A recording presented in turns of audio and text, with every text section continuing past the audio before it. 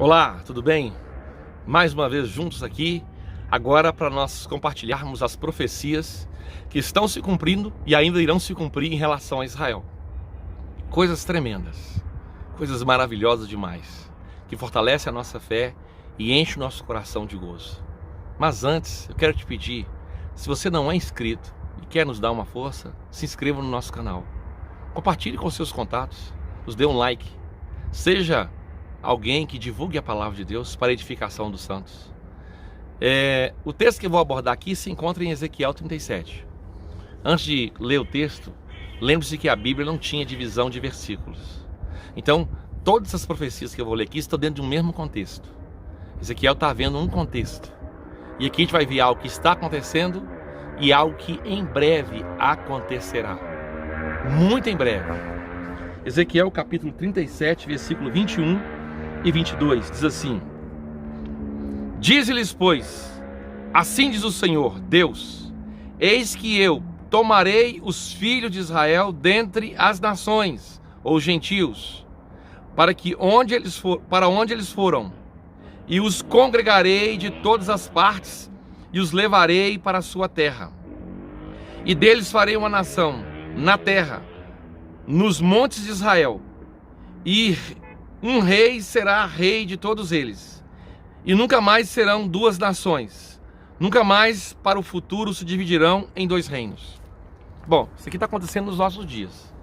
Desde 1945 em diante, 67, a quantidade de judeus que estão vindo de volta para Israel é muito grande, né? E aí, em 1990, eles descobriram lá no Afeganistão e o Paquistão, em Cabu, ali em cavernas, as 10 tribos, no meio das 60 tribos, são as 10 tribos que estavam perdidas. Isso já foi provado por pesquisadores, geneticistas judeus. Então, essa profecia está acontecendo nos nossos dias, né? Deus está trazendo, porque o Messias precisa agregar, reunir todos os filhos de Israel. Isso está acontecendo nos nossos dias. Agora, tem uma parte aqui que eu fico pensando como é que as pessoas ignoram. Principalmente aquelas pessoas que ignoram Israel. Que dizem assim, não, Deus rejeitou o povo de Israel, agora Israel é só a igreja. Tá, as pessoas nunca leram Romanos capítulo 11. Nunca leram um texto como esse que está aqui. Romanos 11, Romanos 9, né? Jeremias lá que fala que se alguém medir os céus dos céus, se alguém medir a profundidade da terra, Deus vai rejeitar o seu povo. Mas quem consegue fazer isso? Ninguém. E aí, no versículo 24, olha a profecia do versículo 24. Que alguém fala, não, isso aqui aconteceu na primeira vinda de Cristo. Ele estava reunindo o povo. Não, na primeira vinda de Cristo as 10 tribos estavam perdidas. As 10 tribos se perderam desde 722 antes de Cristo. Então, não vem com essa conversa para mim dizendo assim, isso aqui é da primeira vinda. Não é. Na primeira vinda só tem os judeus, só judeus, Benjamim e Judá. Agora que está acontecendo, que está vindo as 10 tribos, você pode pesquisar na internet aí. As 10 tribos foram localizadas, mais as 2 tribos, né, que são os judeus. Estão todos voltando para Israel. Judeu de pele morena, sefardistas, judeu de pele clara, askenazes, todos estão voltando para Israel. E aí o versículo 24. E o meu servo Davi será rei sobre eles. Meu servo Davi, Deus fez uma promessa para Davi.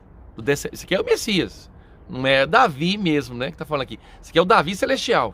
E o meu servo Davi será rei sobre eles. E todos eles terão um só pastor. E andarão nos meus juízos. E guardarão os meus estatutos. E os observarão. Como é que é interessante isso, né? Então aqui é o Messias, né? Você vai ver lá nos Salmos a profecia que tem uma aliança que Deus fez com Davi. Pode pesquisar se você quiser aí. Tem vários textos em Salmos, né, que Deus daria a eles um descendente que reinaria eternamente. Isso aqui é o reino de Daniel capítulo 2. A pedra que atinge a estátua. O reino que enche a terra, né? Por exemplo, o versículo 25, se tiver dúvida, não tinha versículo 25, é o mesmo contexto. E habitarão na terra que dei ao meu servo Jacó. Qual é a terra que foi dada ao servo Jacó? Se você colocar isso aqui para a igreja é chamada de Jacó. Então, e habitarão na terra que dei ao meu servo Jacó. E habitarão vossos pais, e habitarão nela, eles e seus filhos, e os filhos dos seus filhos, para sempre. E Davi, meu servo, será um príncipe eternamente. Qual o significado da palavra eternamente? É quando que essa profecia se cumpriu. Apocalipse 5:10 diz: e eles reinarão sobre a terra. Está lá. Quer mais? Zacarias 8, pesquisa aí, versículo 23, fala que os judeus vão ensinar as nações. Gente, tem 3 grupos que o Senhor trabalha: igreja, nações e israelitas. Esses 3 grupos. Se você não entender o propósito de Deus com esses 3 grupos, a sua teologia é fraca. A sua teologia é falível. Ela não compreende os mistérios de Deus. Então veja bem, olha o versículo 27. E o meu tabernáculo estará entre eles. Terra de Jacó, meu tabernáculo, é aquele lugar lá, onde está a mesquita de Omar. Aquele lugar lá. Aquele lugar está abaixo daqui do Monte das Oliveiras, certo? Mas vai ficar acima. Deixa eu repetir. Lá está abaixo. Mas quando ocorrer o terremoto, que vai mover todas as montanhas da terra. E agora eu pergunto, quando teve o terremoto que moveu todas as montanhas da terra? Apocalipse 6 fala desse terremoto. Apocalipse 16 fala dele. Vai mudar a estrutura da terra. E aquele monte lá vai se elevar acima de todos os montes, e é o monte do Senhor. Aí sim, eu fiz um vídeo falando sobre o local do túmulo do Senhor, e as pessoas não entendem.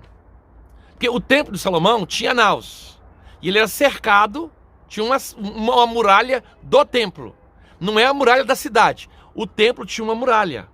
Esse é o templo de Salomão. Aí o templo de Herodes, a naus é no mesmo lugar, só ampliou mais. Tipo assim, fez mais andares. Agora, e mais pátios para frente. E o muro ficou mais largo, mais distante. Não é da muralha. E aí, de frente, gente, com a cúpula, está lá o que os católicos, os ortodoxos e mais 4 igrejas lá acreditam que é o túmulo do Senhor. Quase no Santo dos Santos. Não é dentro da cidade, é quase dentro do templo. Gente, abra os olhos. Então o senhor sabe onde é? Não sei onde é. Só sei que lá não é, não.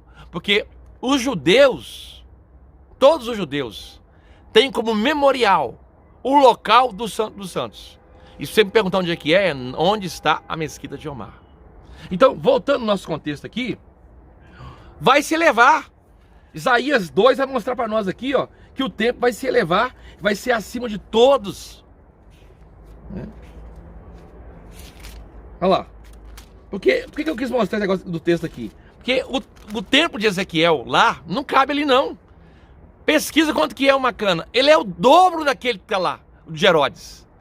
Como vai caber ali? Os rabinos que estudam Midrash nem querem abrir o livro de Ezequiel. Porque não conseguem encaixar ele ali, não. Ele está vindo, está chegando até aqui, quase aqui no Monte das Oliveiras. Pesquisa quanto que é uma cana, 500 canas. Agora veja bem, quando o monte se elevar, aí Isaías 2, aí ele vai caber lá, ó.